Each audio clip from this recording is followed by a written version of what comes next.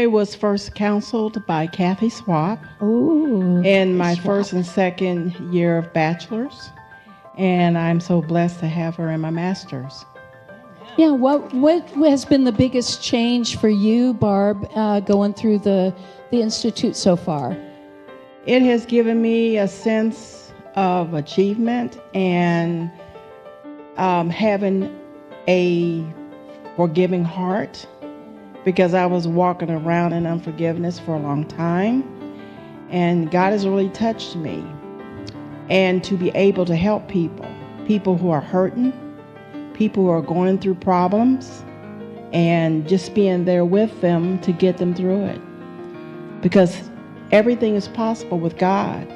You put Him first, He will handle the rest for you. That's beautiful. Good advice. Thank you, Barb.